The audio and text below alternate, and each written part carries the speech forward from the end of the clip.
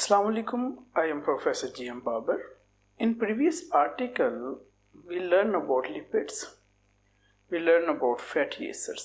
आज हम इस सिलसिले को आगे बढ़ा रहे हैं लिपिड्स के, और सबसे ज़्यादा पाए जाने वाले लिपिड्स यानी एसिल ग्लिसरॉल से हम स्टार्ट ले रहे हैं.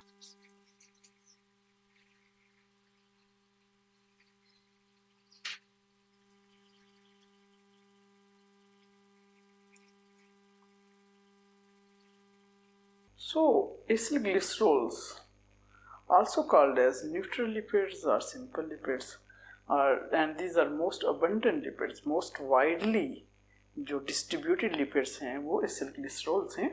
Actually, it is formed due to ester.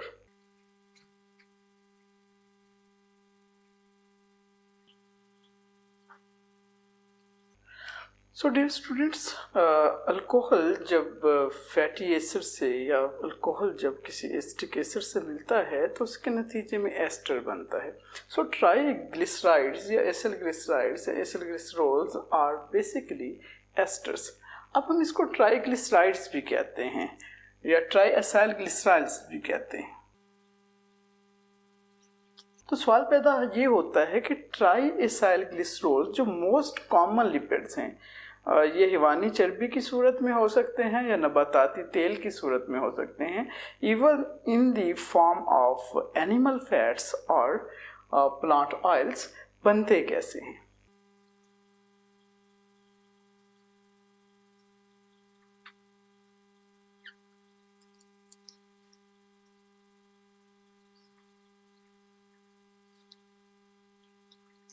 तो ग्लिसरॉल जिसके पास 3 हाइड्रोक्सिल ग्रुप्स हैं, ये 3 फैटी एसिड्स के सामने आता है, और फैटी एसिड डोनेट करते हैं अपना हाइड्रोक्सिल ग्रुप, और हाइड्रोजन जो है वो डोनेट किया जाता है फ्रॉम दी ग्लिसरॉल. तो ये इस तरह से आपस में मिल जाते हैं. हमने प्रीवियसली भी इसको देखा था कि it is called as dehydration, synthesis और कंडेंसेशन, और इसके नतीजे में जो कंपाउंड बन रहा है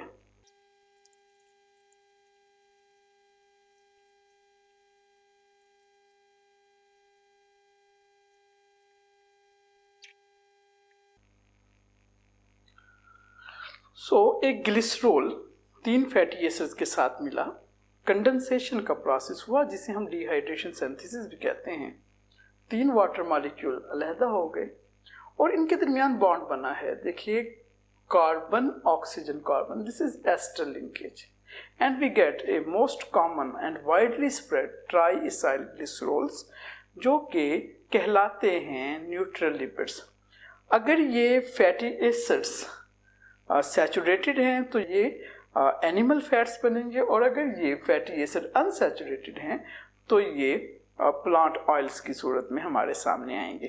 जो प्लांट ऑयल्स हैं वो बुनियादी तौर पर रूम टेम्परेचर पे लिक्विड फॉर्म में होते हैं, और जो एनिमल फैट्स हैं वो रूम टेम्परेचर पे सॉलिड फॉर्म में होते हैं. तो हमें अपने खाने में ज़्यादातर प्लांट ऑयल्स का इस्तेमाल करना चाहिए ताकि वो हमारे खून की नालियों में, ब्लड वेसल्स में स्टीराइल के तौर पर, स्टीराइड की मौजूदगी में, कोलेस्ट्रॉल की मौजूदगी में कोई ब्लॉकिंग ना बनाए और हम एक हेल्दी लाइफ गुजार सकें. सो डियर स्टूडेंट, हमने सीखा what are the acyl glycerols. Now we are going toward another very important lipid called as waxes. After learning acyl glycerols, now we have to learn about wax. हम सीखने जा रहे हैं कि wax क्या है, जिसको उर्दू में हम मोम भी कहते हैं और जिससे शमा बनाई जाती है. अब आप अंदाज़ा कीजिए, हमने शुरू में कहा था कि लिपिड्स आर हेट्रोजेनस ग्रुप. तो जो दरअसल कैंडल है जो हम इस्तेमाल करते हैं किसी फंक्शन में या फिर in worst case scenario at the time of load shedding, ये किसकी बनी होती है? ये वैक्स की बनी होती है. और ये जो वैक्स है it is also a lipid. अब ये कैसे लिपिड्स हैं wax? They have long chains of fatty acids and alcohols.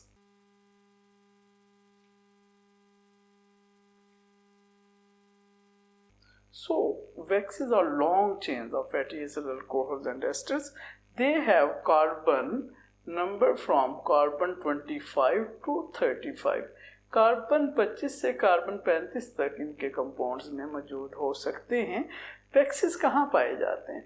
For example जो हनी बी है वो अपने हाइव में, अपने कोम में जो बना रही हैं, जो ये हेक्सागोनल कंपार्टमेंट्स हैं, these are made up of wax, और इसके अंदर फिर वो हनी और रॉयल जेली को स्टोर कर रहे होते। सो हनी बी आवर फ्रेंड, ये पोलिनेटर, कमाल का पोलिनेटर है जी। हजारों लाखों फूलों के पोलन को एक पौधे से दूसरे पौधे तक पहुंचाता है, जिससे फर्टिलाइजेशन होती है, और ये हनी बी हमारे लिए हनी बनाता है और वैक्स भी प्रोड्यूस करता है। In different fruits like an apple, जो हमारे पास एक सेब है, उसमें जो शाइनिंग है वो वैक्स की वजह से है। वैक्स इस एप्पल को किस चीज से बचाता है? एब्रेसिव डैमेज से बचाता है, ट्रांसपायरेशन से बचाता है। तो हमें समझ आई कि ये फ्रूट्स में भी है वैक्स, ये पत्तों के ऊपर भी होता है। These are present on leaves. अब ये लीव्स में क्या करता है? लीव्स में ये ट्रांसपायरेशन को मिनिमाइज करता है। आपको पता होगा, आपने ज़रूर देखा होगा कि कुछ परिंदे ऐसे हैं जो पानी में तैर रहे होते हैं। अब जब ये पानी में तैर रहे होते हैं तो इनके पर गीले नहीं होते। अब ये पर गीले क्यों नहीं हो रहे? ये जो तैरते हुए परिंदे हैं, जिसमें डक्स हैं, गीज हैं, किंगफिशर्स हैं, इनके परों के ऊपर एक थिक लेयर होती है क्यूटिकल की, और ये जो क्यूटिकल हैं इनकी परों के ऊपर, ये इन्हें पानी को इनके जिस्म में, इनके परों में अब्जॉर्ब होने से रोक देते। So waxes are very important lipids. They are present in insects, they are present in fruits, in leaves, in birds, even के ये जो मुख्तलिफ मैमल्स हैं उनकी जो मोटी फर होती है उसमें भी वैक्सेस का अहम किरदार होता है। और तो और जी इंसानी जिस्म में भी वैक्स बन रहे हैं। हमारे पास जी कान होते, एक्सटर्नल पिना उसका बैरूनी हिस्सा है जी कानों का। अगर हम कानों के अंदर देखें, कान के अंदर, तो जो उसकी एक्सटर्नल कैनाल है कान की, उसके अंदर वैक्स बन रहा होता है। तो ये वैक्स क्या करता है जी? ये बैक्टीरिया वगैरह से हमें प्रोटेक्ट कर रहा होता है। ये जो कान की मैल है बुनियादी तौर पर वैक्स होती है। So we also produce wax. So wax समझने के बाद हम सीखने जा रहे हैं एक बहुत इम्पॉर्टेंट लिपिड, नाम है उसका फॉस्फोलिपिड। जैसा कि नाम से जाहिर है इसमें फॉस्फेट पाए जाते हैं। अब हम इसका पहले स्ट्रक्चर फार्मूला देखते हैं, फिर इसके मुताल्लिक मुख्तलिफ चीज़ों को स्टडी करते हैं।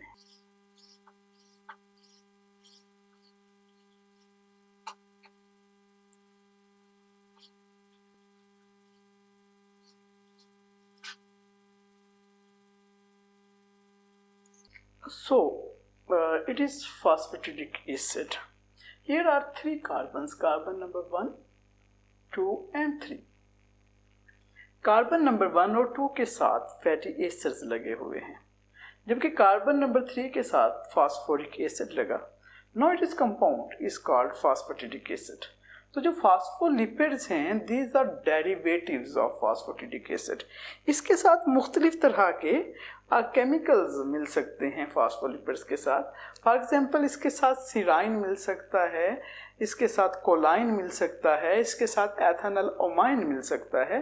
ये जितने भी कंपाउंड्स जिनके नाम अभी मैंने आपके सामने लिए, ये सारे के सारे नाइट्रोजनस बेसिस हैं। वो कैसे मिलते हैं ज़रा देखिए।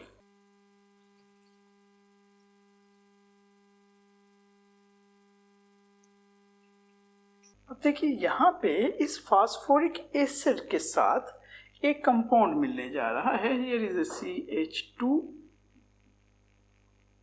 CH2N plus CH3 thrice. It is basically choline. Now this compound, which is a phosphatidic acid, now convert into another compound, a phospholipid called as phosphatidylcholine. So it is a phosphatidylcholine. इसका दूसरा नाम है लेसिथाइन। तो ये एक phospholipid है। अब ये सवाल पैदा होता है, ये फास्फोलिपिड्स पाए कहाँ पे जाते हैं? फास्फोलिपिड्स पाए जाते हैं from bacteria to human, from blue whale to amoeba. ये हर तरह के जानदार में पाए जाते हैं। फास्फोलिपिड्स पाए कहाँ जा रहे हैं? Basically these are integral part of cell membrane और बायोलॉजिकल मेम्ब्रेन। तो हर तरह की बायोलॉजिकल मेम्ब्रेन, चाहे वो सेल मेम्ब्रेन हो, न्यूक्लियर इनवेल्प हो, माइटोकॉन्ड्रियल मेम्ब्रेन हो, उसमें जो फ्रेमवर्क है लिपिड्स का, दरअसल वो फास्फोलिपिड्स हैं। अगर हम फास्फोलिपिड्स को देखें तो इसमें ये फास्फेट ग्रुप है और इसके साथ ये फैटी एसिड्स अटैच हैं। अब ये जो हेड है इट इज पोलर, एक तो ये पोलर है, दूसरा ये हाइड्रोफिलिक है। हाइड्रोफिलिक से मुराद ये है ये वाटर को अट्रैक्ट करता है। ये फैटी एसिड है और ये नॉन पोलर होता है।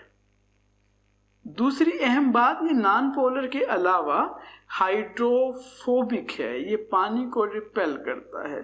So it is basic framework of all sort of membranes. तो मेम्ब्रेन में पाए जाते हैं, सेल मेम्ब्रेन बनाते हैं जिसकी वजह से सेल एग्जिस्ट कर पाता है। फास्फेटिडिल कोलाइन के अलावा फास्फेटिडिल सेराइन हो सकता है। फास्फेटिडिल सेराइन और कोलाइन ये एग्जाम्पल हैं फास्फोलिपिड्स की। Terpenoids is the last one. Terpenoids are made up of isoprenoid units. अब ये जो आइसोप्रीनॉइड यूनिट्स हैं ये आपस में मिलकर मुख्तलिफ चीज़ें बनाते हैं, like rubber, like steroids, like cholesterol, like हमारे यहाँ अगर मज़ीद देखें टर्पेनाइड्स में तो मुख्तलिफ कंपाउंड्स हैं। ये कंपाउंड्स भी लिपिड्स हैं। हमने शुरू में बात की थी लिपिड्स के हवाले से कि दीज आर हेट्रोजेनस। हेट्रोजेनस, अब आप देखिए कि ये कितने एक दूसरे से मुख्तलिफ हैं। एक दूसरे से मुख्तलिफ यहाँ तक हैं कि एक तरफ हम ऑयल पढ़ रहे हैं और दूसरी तरफ हम रबर पढ़ रहे हैं। एक तरफ हम ऑयल्स पढ़ रहे हैं और दूसरी तरफ वैक्स पढ़ रहे हैं। सो लिपिड्स आर वेरी यूनिक। अगर मैं समराइज करूं कि व्हाट आर द लिपिड्स, तो सादा तरीन बात, ऑर्गेनिक कंपाउंड्स में लिपिड्स को पहचानने के लिए, these are dissolve in organic solvents like ether and not dissolve in water. आपने देखा कि जब हम लस्सी बनाते हैं तो मक्खन ऊपर तैर रहा होता है। मक्खन क्या है? मक्खन एक ट्राइग्लिसराइड है। तो हमें समझ आई कि lipids are very diverse group. आपके तावन का बहुत शुक्रिया।